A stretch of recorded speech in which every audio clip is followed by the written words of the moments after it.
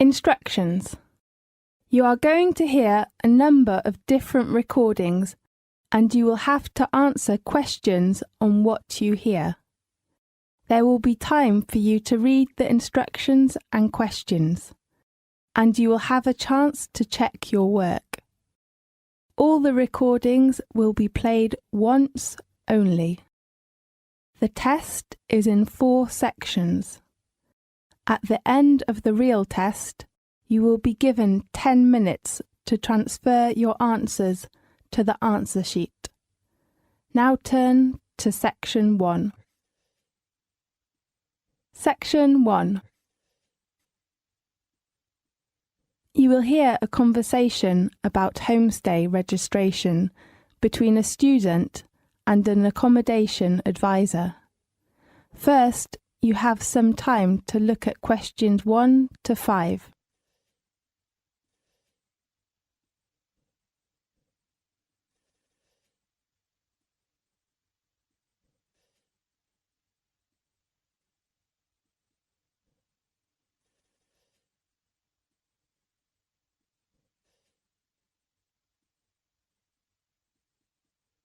You will see there is an example that has been done for you. On this occasion, only the conversation relating to this will be played first. Good morning. Good morning. I'd like to apply for a homestay. Right. Sit down, please. Well, I need to take down your details first. The type of accommodation that the student hopes to apply for is homestay. So, homestay has been written in the space. Now we shall begin. You should answer the question as you listen because you will not hear the recording a second time. Listen carefully and answer questions 1 to 5. Good morning. Good morning. I'd like to apply for a homestay. Right. Sit down, please. Well, I need to take down your details first. Okay. What's your full name? My name is Aaron Lee. Do you spell your first name A-A-R-O-N? Yes. Okay. And your age? I'm 18 years old. So you are a freshman in our university? Yes. What's your present address? I live in student accommodation. International House. In which area? North Campus. Your room number? It is 316C. Okay, Aaron. Are you unsatisfied with your flat now? Actually, my flat is all right, but I hope to move into a local family, to have more opportunities to know about local culture and to improve my English. Right. Tell me your contact number. My home number is 81419680 and my mobile phone is 75863344. Now, look at questions 6 to 10.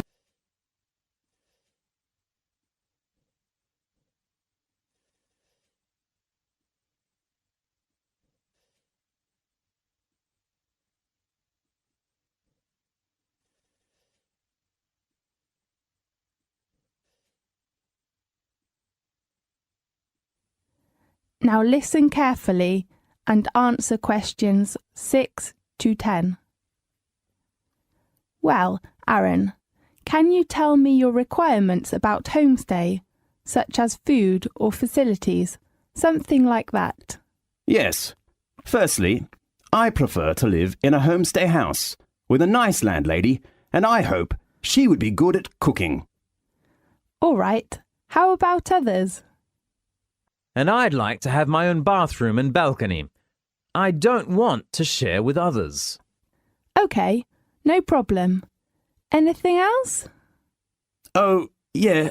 You know, one of my friends, Chris, who lives in a family with 3 young children. Yeah? They are too noisy, and my friend cannot study. So I hope there are no young children in my homestay house. OK, fine. Do you need a garage? I don't drive now, and maybe I would need it in the future.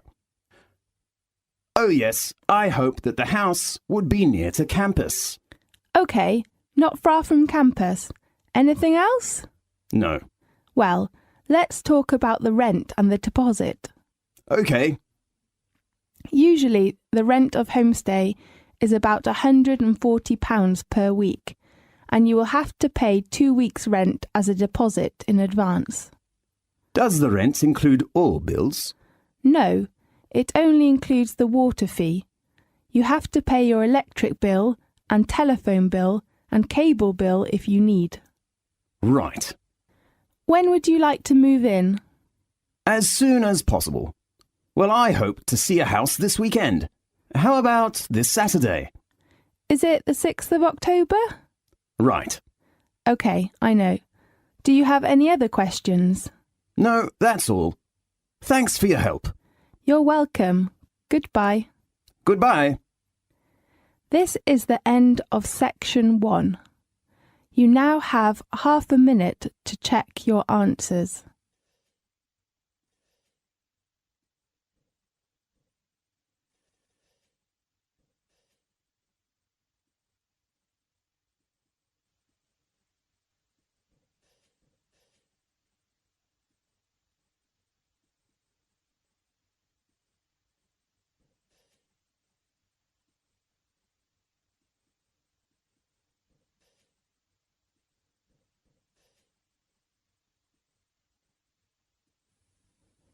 Now turn to section 2.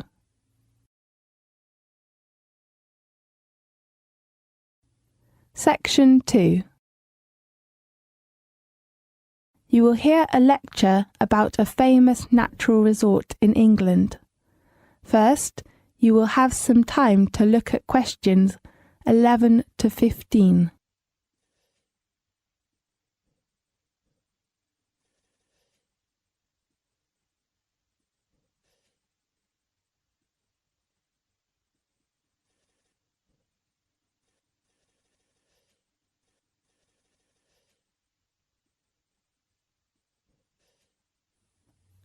Now listen carefully and answer questions 11 to 15. Welcome, everybody, to the Guide for the Peak District. Situated in the heart of England and covering parts of 6 counties, the Peak District is a place of outstanding natural beauty. It is just 5 miles from the Sheffield city centre. A short break or longer holiday will allow you to explore some of England's most spectacular scenery, and in the towns, villages and hamlets, amongst the prettiest in the country, you will find a warm and genuine welcome wherever you go. Every taste is catered for, and many exciting activities are available.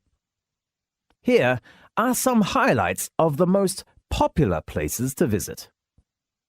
For the most active people, the following areas offer you excellent opportunities for walking, strolling, rock climbing, caving, cycling, and hang gliding.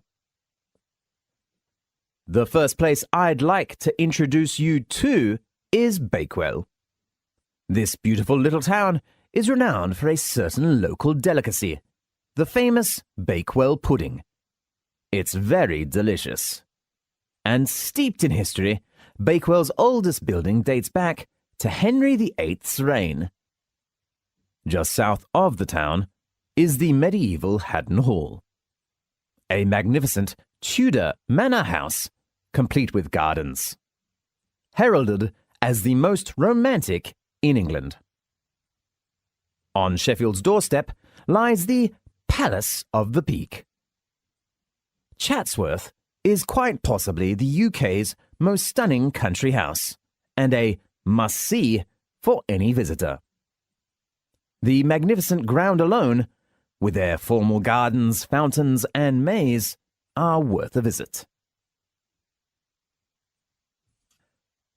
At the heart of the Peak District lies the Peak District National Park, the first of Britain's national parks, established in 1951 to safeguard and preserve this beautiful region, not only for future generations, but also for visitors to enjoy in the present. Whether you're exploring, getting out in the great outdoors, or simply relaxing, experience the Peak District and the Peak District National Park. You will be taking home wonderful memories.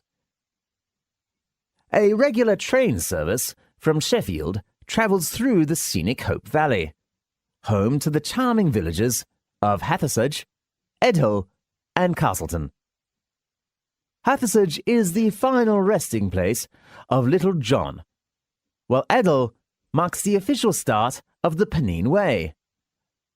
Castleton has some of the greatest show caverns in Europe and the only surviving Norman Keep in Derbyshire. The most famous cavern is Blue John Cavern. The natural water-worn caverns are home to 8 of the 14 known varieties of stunning blue Joan stone, which can be seen in its natural state among stalactites and stalagmites.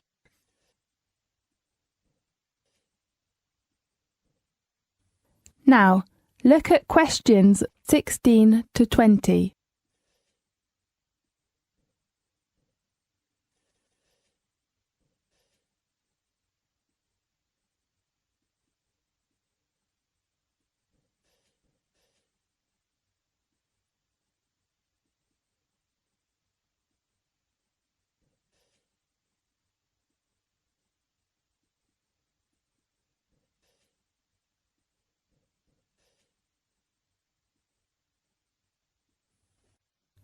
Now listen carefully and answer questions 16 to 20. Further south, the craggly gritstone edges and limestone valleys of the Derbyshire Dales offer endless opportunities for walking and cycling. Please be aware that all children must be accompanied by an adult. There, many charming villages and larger market towns are famous for specialist shops offering everything from handmade chocolates and ceramics to antiques, designer clothing, and equipment to tackle the great outdoors. You could pick up some wonderful souvenirs for your friends.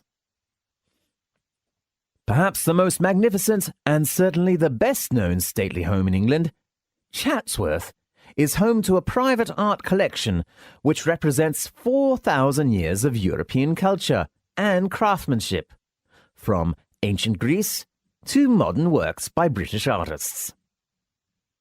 Everything about Chatsworth is on an impressive scale, from the sumptuous interiors to the breathtaking gardens and the 1,000-acre Capability Brown designed estate is one of the most beautiful and historic man-made landscapes in Britain. The last resort I hope to recommend you is the beautiful village of Aham, where there is a tragic tale. In 1665, a tailor in this small village received some cloth ridden with infected fleas from London. The village decided to quarantine itself, but a third of the villagers died. That is known as the famous Plague Village. There are several reminders of this dramatic event, and Aham Hall tells a vivid story of those fearful months. Aham Hall is a small but charming 17th century manor house with a cafe and craft workshops in the centre of Aham. It has been over 50 years since Britain's first national park was established in 1951. Every year, lots of visitors from all over the world come here to relax and enjoy the natural beauty. So if you feel tired, bored about your work, study, or even the city life, why not visit the Peak District? You will find what you need there. This is the end of section 2. You now have half a minute to check your answers.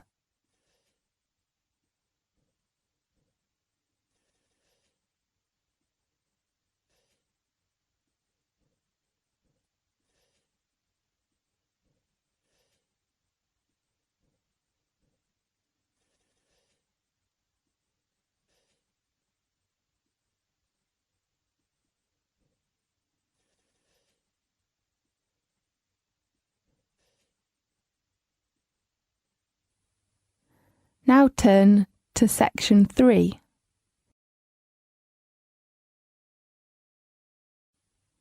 Section 3.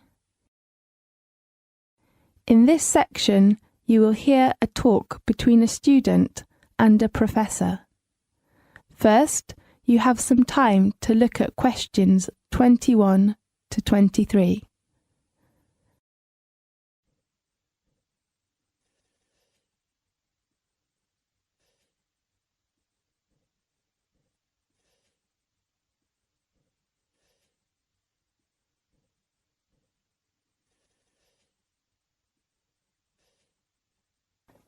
Now listen carefully and answer questions 21 to 23.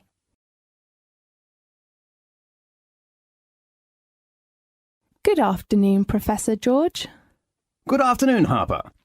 Let's talk about your essay draft, okay? Yes. Actually, Professor George, I just decided to change my essay topic to energy crisis. Oh, I don't think you need to change the topic. You know, environmental protection is much better than that one. Oh, really? I'm glad to hear that. In your mind, that's a good work? Yes, I think so, but there is still lots of work that needs to be done. Oh, yes, of course. I'm just very anxious to hear what you think of it. Well, the first one. Which research methods will you take? I'd like to use a questionnaire. I don't think that's a good choice. Why? Because you will have lots of research data to check. That will be a huge work. Yeah, I think you're right. How about an interview? OK, I will think about it. Professor George, I think I have a problem with the timetable. You mean the deadline? Yes, I'm afraid I can't hand in my work before the essay deadline. Why? You know, I have to spend a lot of time on my part-time job. Harper, I don't think you've given me a good reason. You know, I can't postpone your deadline, except if you get an illness. But Professor George, This is our rule. I hope you can cope well with your timetable, okay? OK. Now look at questions 24 to 30.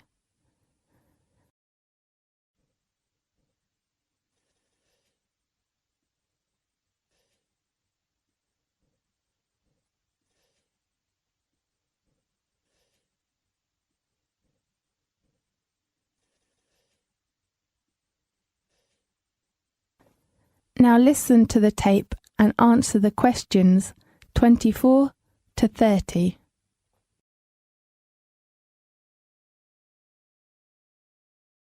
Harper, generally speaking, your essay is good work, but I'm worried about some parts.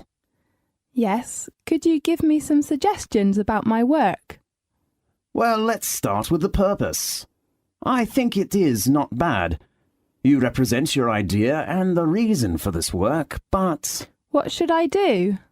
it's better for you to make them clearly. I mean to strengthen them. OK, the purpose needs to be stronger. Oh, and what's your opinion about the structure? I think your structure is very clear. I do really say, well done and go ahead. Thanks very much. I'm so glad to hear that. That's okay. How about other problems with my essay? How do you think your personal experiences as a background affects your work? Oh, it is just my question. I'm not sure whether I should write them. I can see why you put it here, but it really isn't relevant to your arguments. My advice on this is that you take them out. I think you're right. Anything else? No, just go ahead. Yes. How about other requirements, such as format or something like that? Well, let me see. Oh, yes, your way of handing it in. I heard we must send our essays to you by email. Is that right? Yes, that's right. Before your deadline, let me check. It is... Oh, here. It is on Friday, the 30th of October. Right. I will hand in my essay on time. Good. And you have to print your work by laser printer. Why? We will store all of our students' work, so good quality is very important. OK. Oh, Professor George, should I do the proofreading before handing in my essay? Yes, proofreading is necessary. You should check your grammar or spelling or format before handing in your work. OK. And your references. You must make your references clearly, and that's very important. OK, I know. Thanks very much for your help, Professor George. A pleasure. How about your presentation? This is the end of section 3.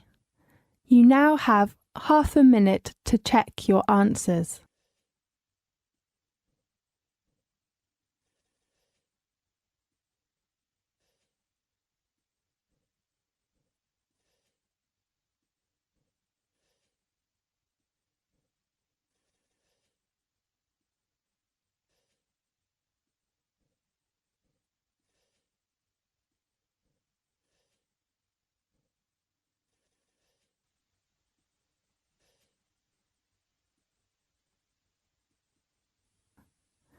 Now turn to section 4.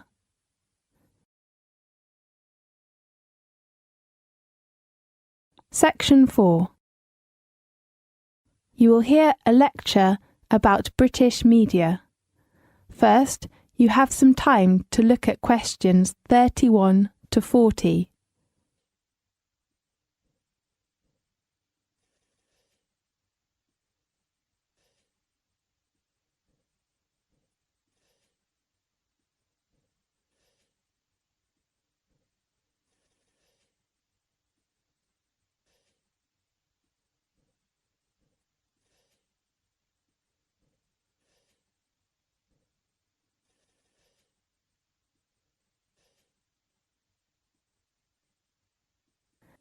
Now listen carefully and answer questions 31 to 40. The United Kingdom has one of the world's oldest established newspaper industries. In the late 18th and early 19th century, as the British economy began to industrialise, as literacy levels rose through the introduction of mass education, more and more newspapers began to appear. The Times, which first appeared in 1785, is the United Kingdom's oldest daily newspaper, while the Observer, which is still published every Sunday, began publishing in 1791, making it the world's oldest national newspaper. The different main British newspapers, the Times, the Observer, the Guardian, still suggest that the function of the paper is to offer the electorate objective reports about what is happening in the country. The function of supervising the government is one of the reasons why a free press is considered so important to the functioning of parliamentary democracy. Besides politicians, businessmen paid more attention to the power of the press. They used press to push their products and services to potential customers. So, the advertising business was born. In Britain, most advertising is carried in newspapers. Companies use the press to sell products. People use the press to look for a job or to buy a house. All the British media must follow advertising codes, which ensure that advertisements are legal, honest, and truthful, have a sense of responsibility for consumer and society, and respect the principles of fair competition. British newspaper culture is unusual in the extent to which class and educational differences are reflected in the newspapers people read. In other developed countries like Japan and the United States, newspaper reading is a habit of mainly middle class. However, in Britain, the lower classes are also regular readers. There are more than 1,500 different newspapers which cater for a wide range of political to educational views. Britain has one of the highest levels of newspaper sales per head of population in the world. Although most newspapers are financially independent of political parties, they also express some political views. The quality press not only publishes most serious and in-depth articles of particular political and social issues, but also expresses reviews about high culture for readers with well-educated and within the middle class. The most left-wing of these newspapers is The Guardian. You will often hear people on TV or in daily life refer to Guardian readers. This is a kind of shorthand to suggest someone who is left-wing and liberal in their politics, and interested in society and social issues, such as will be soft on crime or quite feminist and interested in green politics.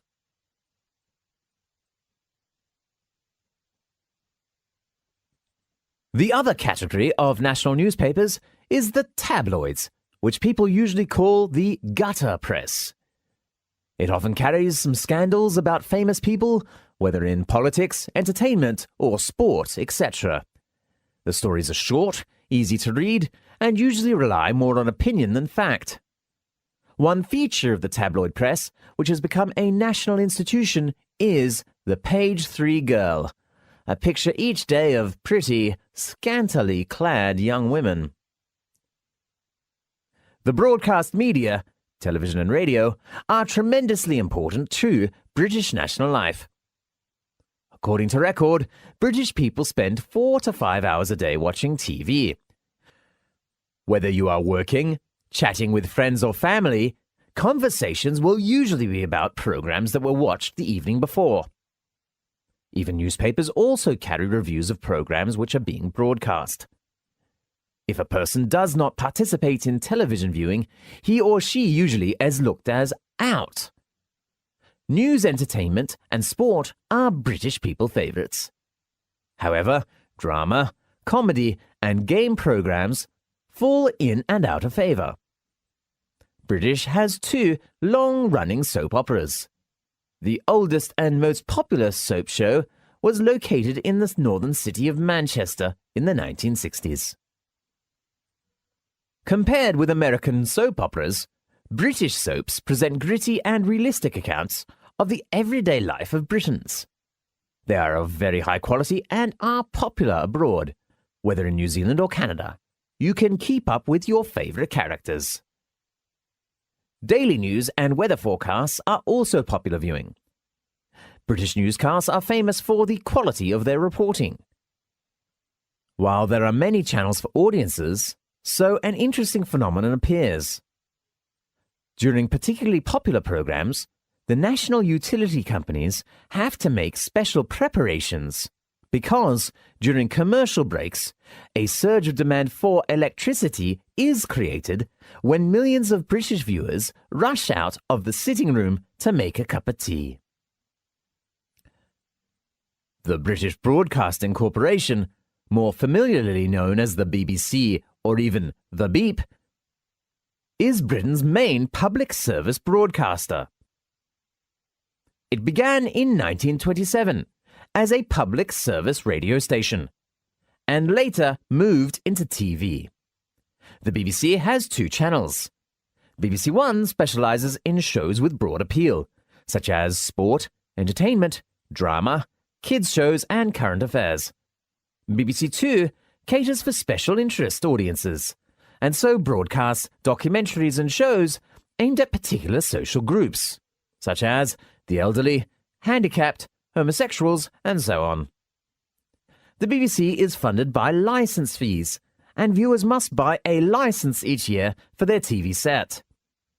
The BBC is no longer just about TV shows. Nowadays, it is a multimedia business with wide publishing and educational interests. This is the end of section 4. You now have half a minute to check your answers.